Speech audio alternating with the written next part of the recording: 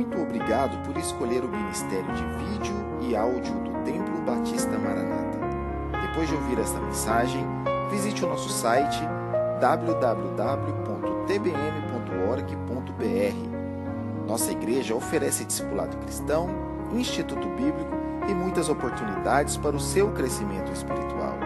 Que Deus o abençoe. Maranata, ora vem, Senhor Jesus. Novamente a sua Bíblia nos dois textos que nós lemos no princípio do culto. 1 Coríntios capítulo 11, 1 João capítulo 1. Esse texto fala de confissão e perdão. Se você puder colocar-se em pé, faça isso. Eu vou ler o verso 28 de 1 Coríntios 11 e reler o verso 9 de 1 João 1.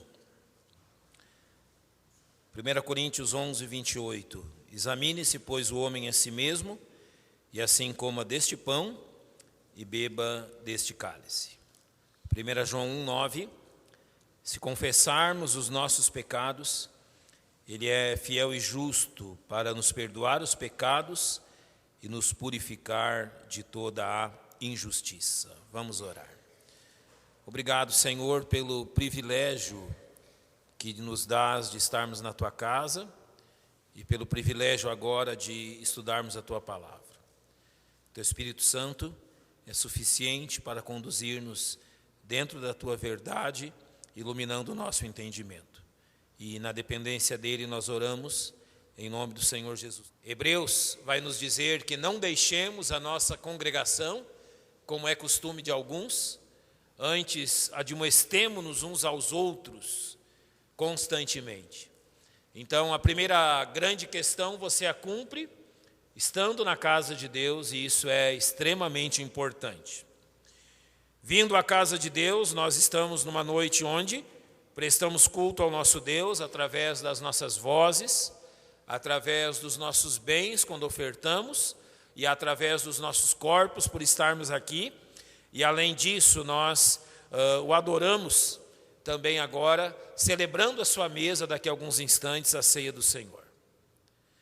1 Coríntios capítulo 11, verso 28 nos diz o que devemos fazer estando diante da mesa do Senhor, estando diante do privilégio de obedecer a esse mandado dele. Examine-se, pois, o homem a si mesmo. Ou seja, é isto que devemos fazer como filhos de Deus. Examinar o nosso coração e verificar se em alguma questão há algo pecaminoso, alguma falha, alguma questão que temos sido deixado de lado, ou seja, não obedecido, ou talvez murmurado, ou pecado de fato. Então é preciso esse autoexame. Mas após a vírgula, há um mandado da mesma forma importante. E assim coma deste pão e beba deste cálice. Ou seja, a instrução do verso 28 é que os filhos de Deus não deixem de participar da ceia do Senhor. Ou seja, em nenhum momento a Bíblia nos instrui a deixarmos de tomar do cálice e do pão, a não participarmos juntamente com a igreja da celebração deste mandado do Senhor. Ele nos mandou, é ordem dele, e nós o fazemos. Então a ordem é: examine-se e assim coma deste pão e beba deste cálice. Então não é bíblico, não é da vontade de Deus que os filhos de Deus deixem de participar da ceia do Senhor, estando na casa do Senhor. Havendo algo que temos pecado contra o nosso Deus, e é neste ponto que nós vamos nos apegar hoje, 1 João 1,9 nos dá a solução e o caminho. Se confessarmos os nossos pecados, Ele é fiel e justo para nos perdoar os pecados e nos purificar de toda injustiça. Então, se viemos à casa de Deus, estamos prontos a celebrar a sua mesa, como Ele tem nos mandado, estamos prontos a examinar o nosso coração, encontramos algo ali que não é digno do nosso Deus, 1 João 1,9 é a solução.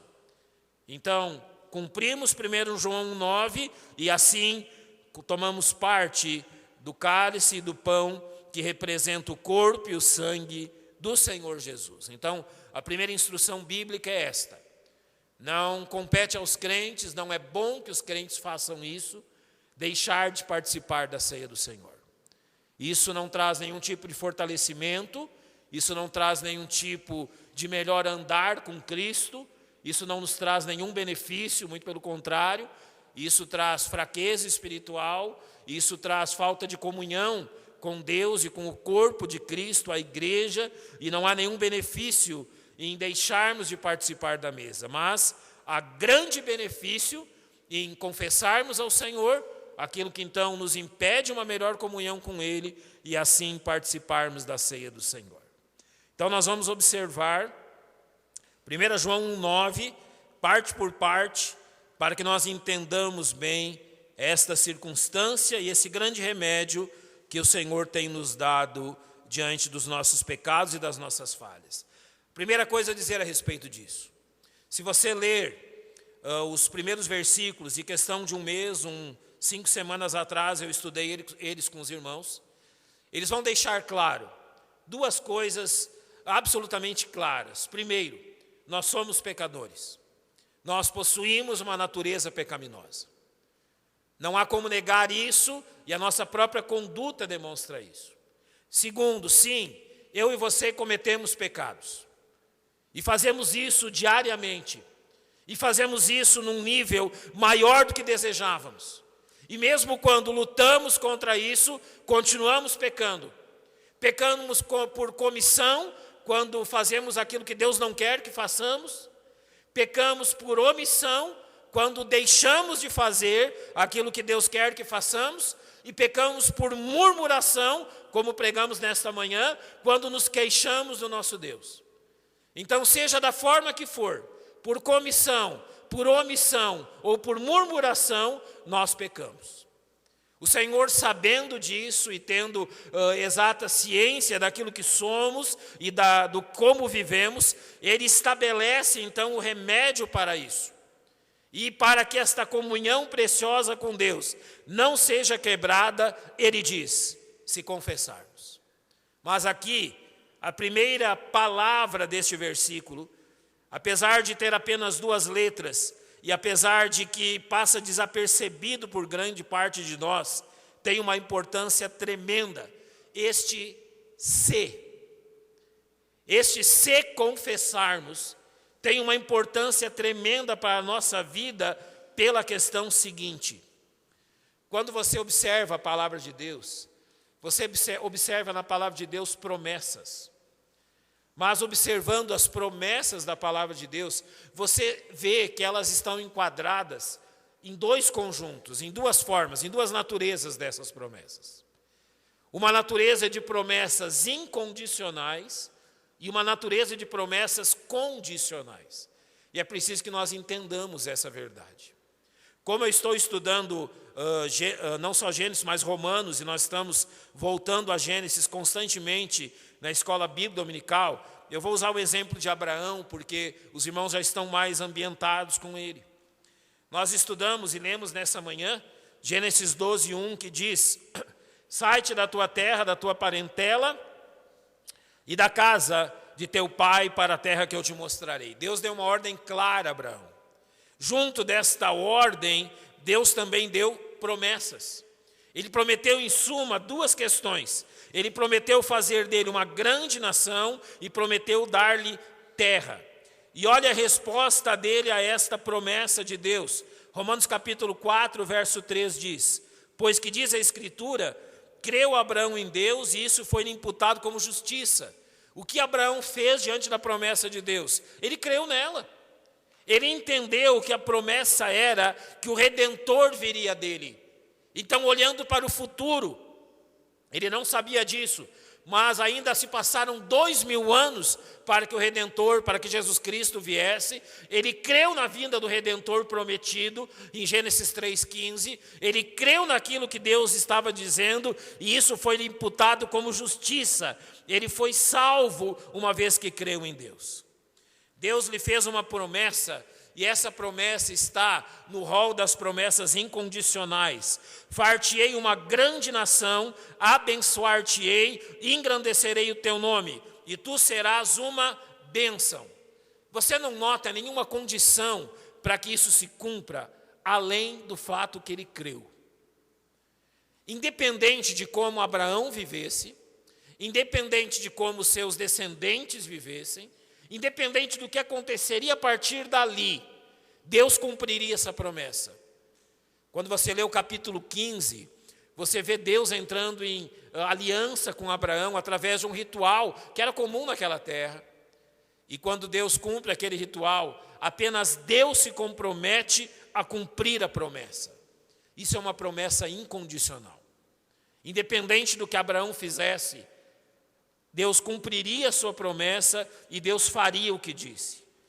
Um exemplo de promessa incondicional, você pode olhar em João 5:24, quando diz: para mim e para você a seguinte verdade: na verdade vos digo que quem ouve a minha palavra e crê naquele que me enviou tem a vida eterna.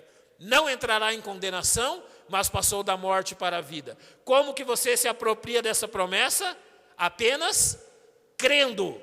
E independente do que seja a sua vida após este dia, Deus cumprirá essa promessa. Então esta é uma promessa incondicional que Ele nos dá. Mas agora, se nós entendermos, também há promessas condicionais. E nós precisamos entendê-las para entender como a confissão dos nossos pecados entra dentro disso. Você pode ler em casa, é um texto longo, mas Deuteronômio capítulo 30, somente a partir do verso 15, é o momento antes de entrar na terra prometida, em que Deus ele vai entrar em aliança com seu povo. Então ele coloca diante deles duas questões. Ele diz assim: vês aqui hoje te proponho, eu tenho proposto a vida e o bem, a morte e o mal. Por que ele fala isso? A vida e o bem, ou a vida ou morte, bem ou mal, isso seria de acordo com a resposta deles. Então ele começa a dizer: porquanto te ordeno. Então tudo aquilo que ele ordena, e ele então vai explicar nesse capítulo 30 de Deuteronômio, que se eles obedecerem aquilo que Deus está falando, Deus derramaria a vida e o bem sobre eles. Mas que se eles desobedecessem ao pacto daquela aliança, Deus derramaria a morte e o mal.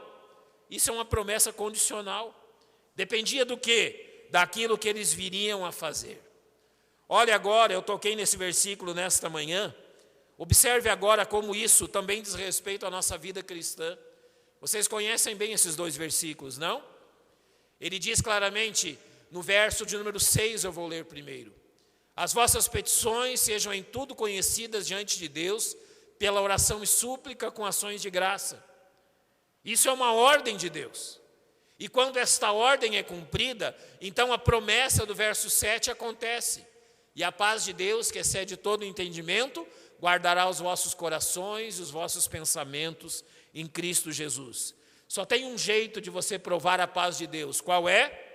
Se levar diante dele as suas petições com ações de graça. Isso é uma promessa condicional. Para provar da condição do verso 7, você precisa obedecer àquilo que o verso 6 diz. E é exatamente, irmãos, dentro dessas promessas condicionais que está a 1 João 9. Se confessarmos, é uma condição. Como que a comunhão entre nós e o nosso Deus pode ser restabelecida? Se. Você precisa satisfazer esta exigência. Não há como pulá-la. Deus não te abençoará com o retomar da comunhão com Ele e o retomar da comunhão com o seu povo, se você não cumprir este se confessarmos. Ele está dizendo, é preciso que você faça isso. Deve ser constante na vida do cristão o cumprimento desta condição. Confissão de pecados é algo para ser praticado constantemente. Vocês conhecem Provérbios 28:13. Claramente, o sábio diz, o que encobre as suas transgressões nunca prosperará. O que ele está dizendo então? Se você deixar os pecados como eles estão, qual é a consequência? A palavra nunca só pode ser substituída por jamais. Um abismo chamará outro abismo. Mal chamará o mal. Pecado continuará na sua manifestação. Se nós não realmente partirmos para aquilo que Deus quer, mas encobrirmos, não confessarmos os nossos pecados, o texto é claro, não, jamais prosperaremos. Mas olha a promessa do final do verso: mas o que as confessa e deixa, esse alcançará a misericórdia. Então esta promessa condicional de misericórdia da parte de Deus, ela é cumprida quando nós cumprimos a nossa parte, se confessarmos os nossos pecados. Então o que isso significa? Que eu e você temos uma responsabilidade. Que eu e você estamos diante de uma ordem de Deus e nós temos a escolha se vamos obedecê-la ou não. E eu creio que os irmãos terão a sabedoria suficiente para obedecer isso que Deus está mandando. Mas o que exatamente Ele nos manda? É a partir daí que nós tomamos a segunda palavra, se confessarmos. E confessar no próprio original da Bíblia significa, do Novo Testamento, significa declarar a mesma coisa que outra pessoa, ou admitir a veracidade de uma acusação. Então, o que é confessar? É concordar com Deus que Ele está certo. Sim, é concordar com Deus que nós erramos, que nós pecamos, que seja por comissão, seja por omissão, ou seja por murmuração, nós fizemos aquilo que Ele mandou que nós não fizéssemos, ou deixamos de fazer o que Ele mandou que fizéssemos, ou reclamamos de tudo isso que Ele nos mandou. Então a confissão é a concordância com Deus de que realmente Ele está certo. Nós erramos ao não cumprir a sua palavra. Olha um exemplo do Velho Testamento. Em Números está escrito: dize aos filhos de Israel, quando homem ou mulher fizer alguma coisa de todos os pecados humanos, transgredindo contra o Senhor, tal alma culpada é, e confessará o seu pecado que cometeu. Este é um dos versos na Bíblia que deixam mais claro isso. Notem bem, parte por parte desse versículo. Quando o homem ou a mulher fizer alguma coisa de todos os pecados humanos, de tudo aquilo que Deus está dizendo a nós que é pecado, transgredindo contra quem? Contra Deus. Deus está dizendo: os pecados em primeiro lugar são contra mim. Tal alma é culpada. E quando nós confessamos os nossos pecados, nós estamos dizendo ao Senhor: sim, Senhor, eu sou o culpado. Então ele continua: e confessará o seu pecado que cometeu. Em Mateus capítulo 3, nos mostra que João Batista também ensinou isso ao povo que viu o ministério do Senhor Jesus quando ele estava anunciando a Cristo. Ele disse que ia ter com ele Jerusalém, toda a Judéia, toda a província adjacente ao Jordão, e eram por eles batizados no Jordão, confessando os seus pecados. Ou seja, não é estranho à Bíblia, a história do povo de Deus, que a confissão de pecados é algo ordenado por Deus desde sempre, quando lida com o seu povo. Agora, você pode pensar o seguinte: ok, eu concordo que eu cometo pecados. Eu não vou negar que eu cometo pecados de toda a ordem. Mas a quem eu confesso os meus pecados? Ou seja, quem deve saber disso? Eu creio que há 3 níveis. E de acordo com o nível do seu pecado, você precisa também entender o nível da sua confissão. Salmo 32, 5. Ele fala de uma confissão íntima. Confessei-te o meu pecado e a minha maldade não encobri. Dizia eu, confessarei ao Senhor as minhas transgressões. A primeira pessoa que precisa saber dos nossos pecados é quem? É o nosso Deus. Ou seja, é um relacionamento entre nós e Ele. O salmista está fazendo isso, no caso aqui foi Davi, depois do adultério e da responsabilidade pelo homicídio que ele cometeu. Ele confessou o seu pecado ao Senhor, era a Deus que ele precisava se dirigir primeiramente.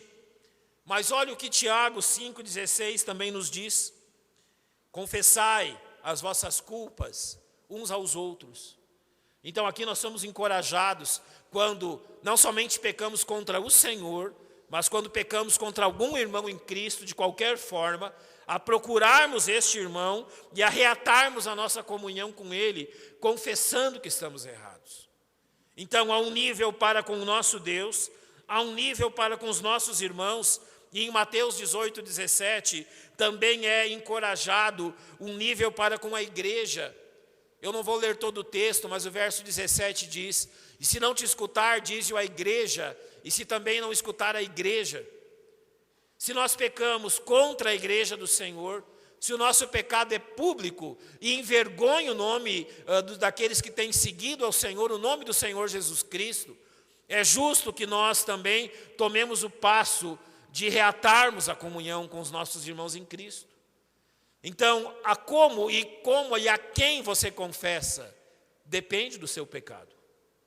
A Deus, aos irmãos, à igreja, isto é uma questão pessoal.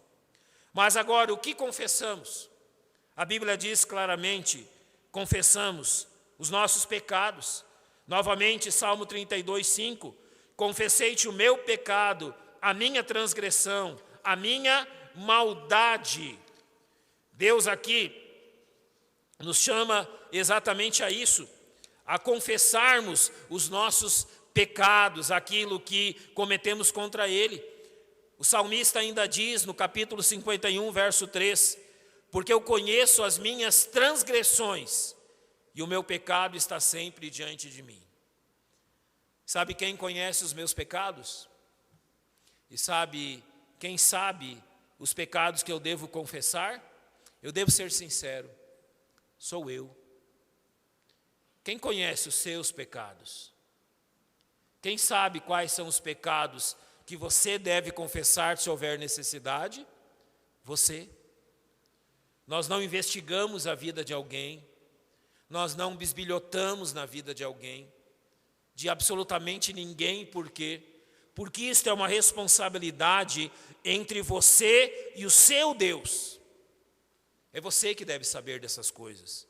Notem que o salmista bem claro disse, porque eu conheço as minhas transgressões e o meu pecado está sempre diante de mim.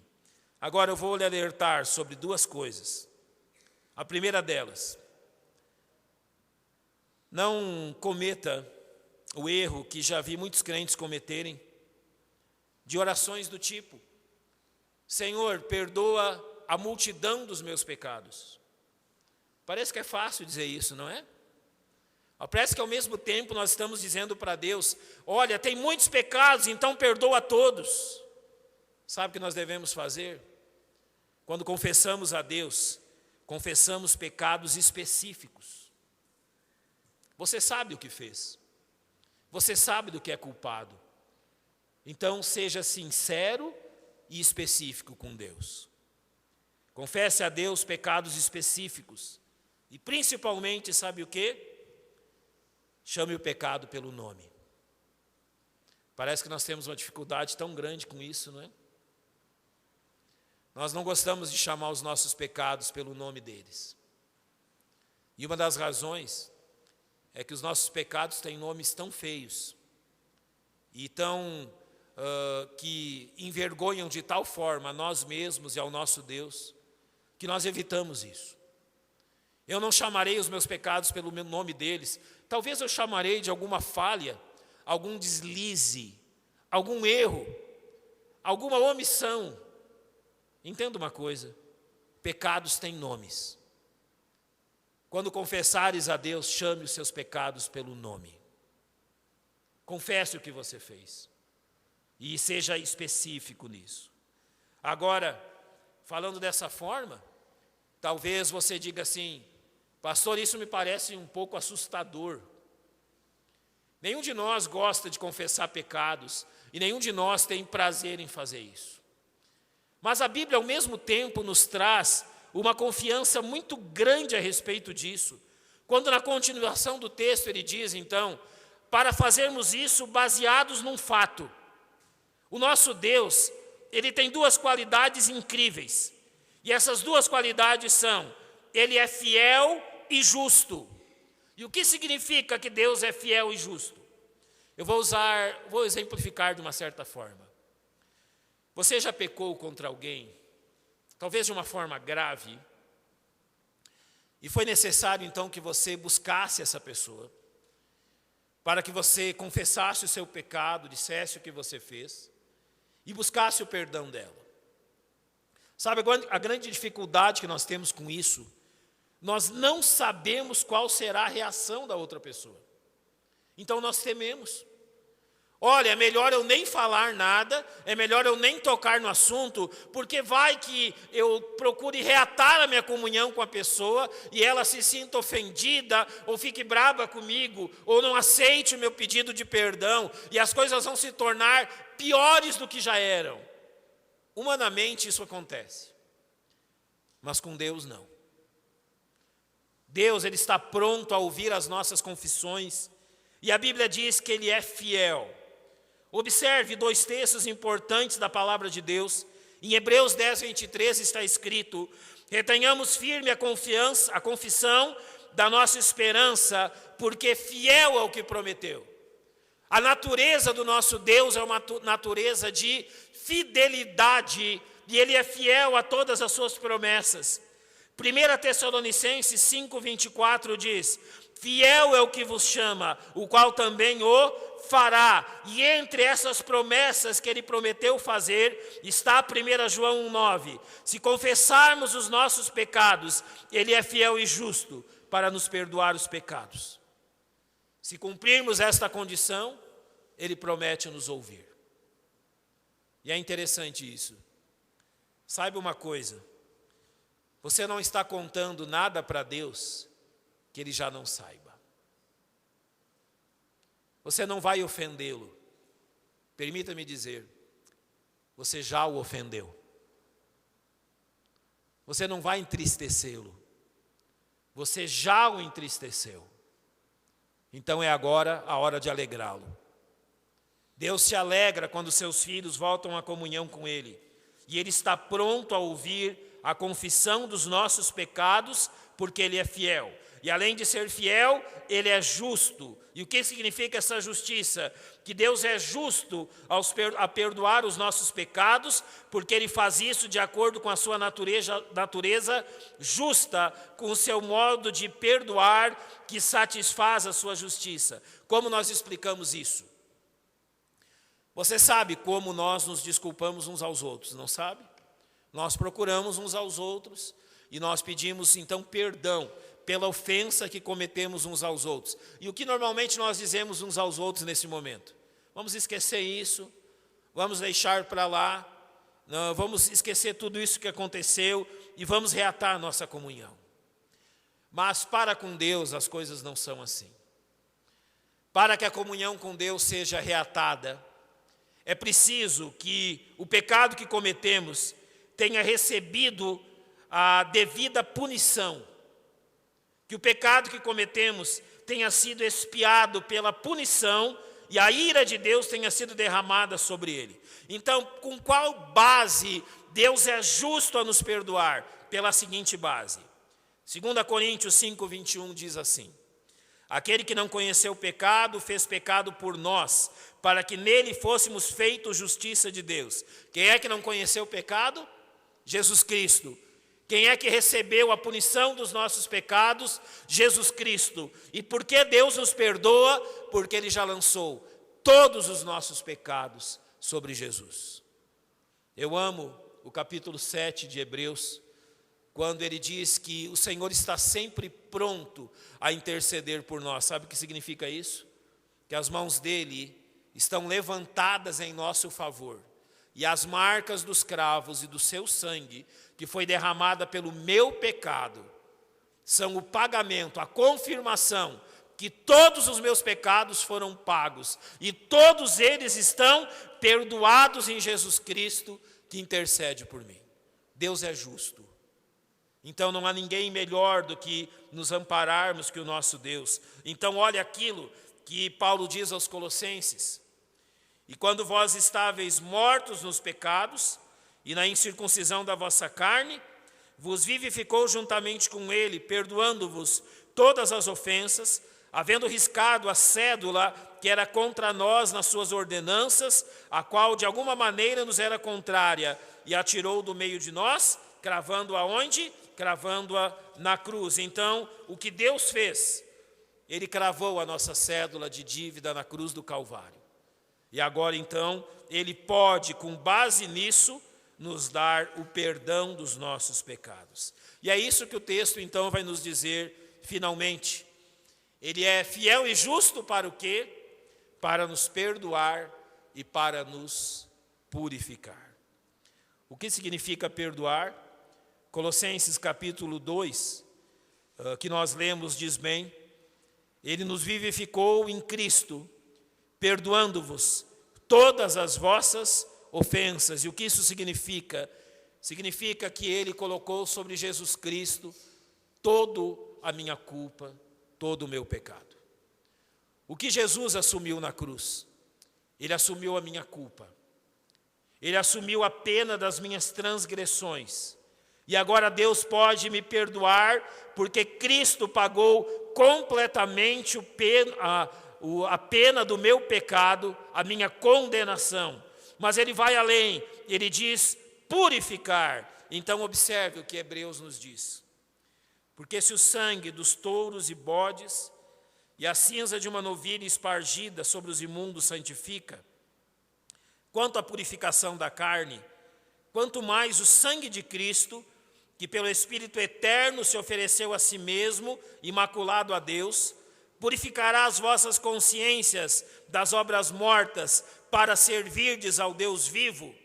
Aqui ele diz que Deus, além do perdão, nos purifica das consequências também disto, ou seja, de perdermos a comunhão com Ele. E aqui há algo importantíssimo.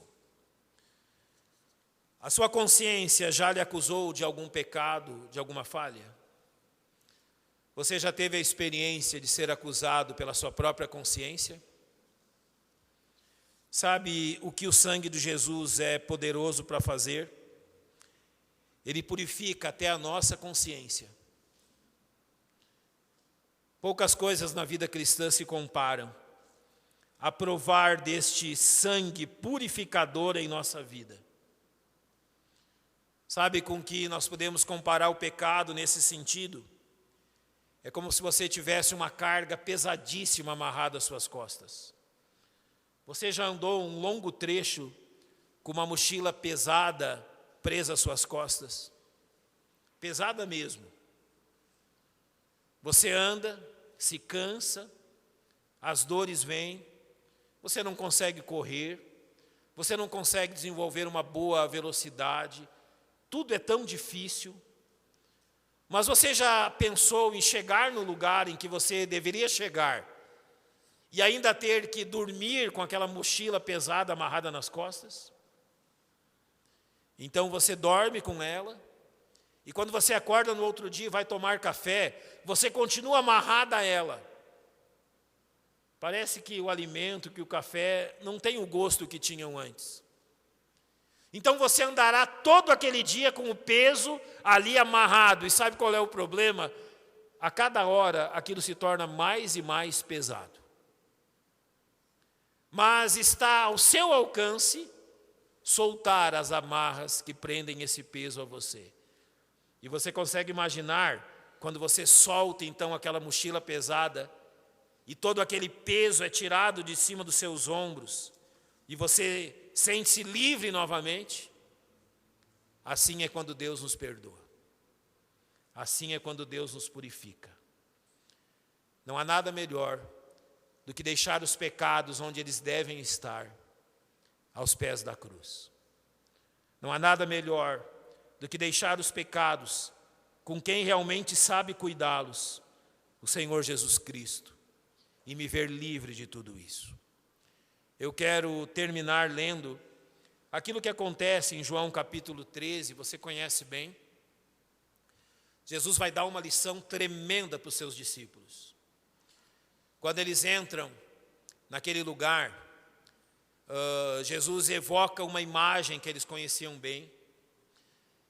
Nas casas daquele tempo, os senhores, os donos da casa, eles tinham um servo que ele tinha uma função muito específica. Era a função mais básica da casa, e esse era o servo mais baixo da casa também, ou seja, o servo mais simples da casa. E a função dele era a seguinte: o seu senhor havia se lavado, tomado banho, mas ele precisou ir a algum lugar, então ele foi, e quando ele retorna, o seu senhor para ali na porta, e aquele servo está preparado com uma toalha e com um vaso com água, e sem que o seu senhor diga nada, ele passa a lavar os pés do seu senhor e a enxugá-los, porque o seu senhor sujou os seus pés quando saiu de casa. Daí Jesus, então, naquele dia, ele pede que os seus discípulos se assentem, ele coloca uma toalha, ele tira a parte de cima das vestes, fica com a outra parte, coloca uma toalha, pega uma vasilha d'água e começa a fazer o quê? Ele começa a ter o papel do servo mais baixo, mais humilde. Pedro olha para aquilo e diz assim: não, espera aí, alguma coisa está errada. Senhor, eu não quero que o Senhor me lave os pés. Isso não é papel do Senhor. E o Senhor responde assim para ele: Pedro, se eu não te lavar os pés, tu não tens parte comigo. Daí Pedro vira a ficha e diz o seguinte: Senhor, então não só os pés, mas o corpo inteiro. Vamos tomar um banho completo. Pedro era meio assim, não é? Ou era 8 ou 80, não tinha modelo com ele.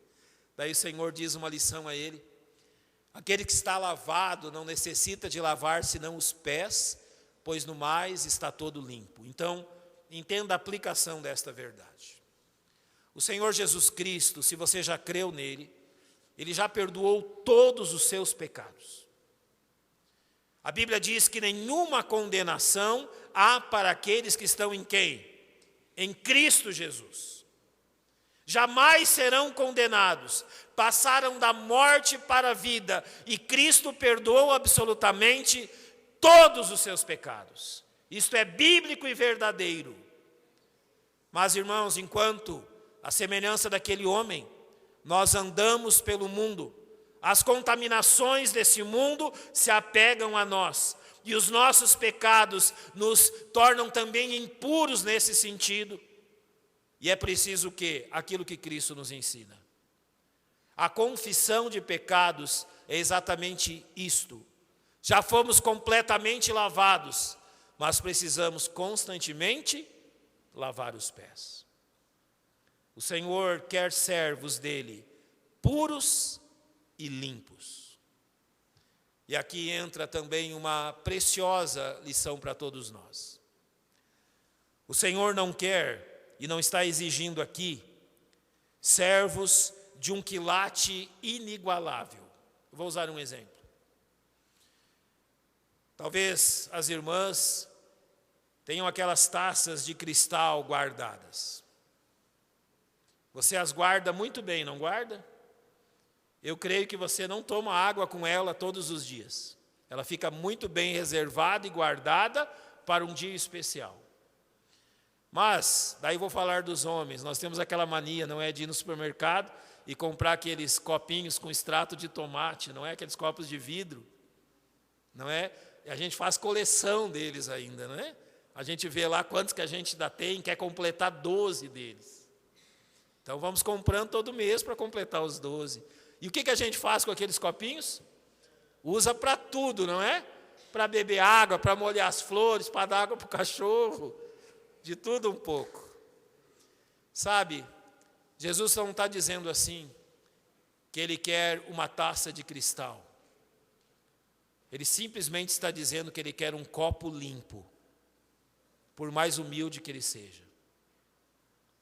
Limpo. Essa é a nossa responsabilidade. Se confessarmos os nossos pecados, Ele é fiel e justo para nos manter limpos. É isso que o Senhor exige de nós. Ao celebrarmos a ceia nesta noite, lembremos disso. Apesar de ser um simples copo de extrato de tomate, sejamos úteis ao Senhor pela limpeza da nossa vida. E Ele nos dá aqui, neste versículo de 1 João 1,9, como fazermos isso, confessando a Ele aquilo que tem entristecido ao nosso Deus, que não devíamos ter feito, mas agora Ele nos dá a oportunidade de abandonarmos e sermos purificados por Ele. Vamos fechar os nossos olhos, orarmos ao nosso Deus, todos de olhos fechados.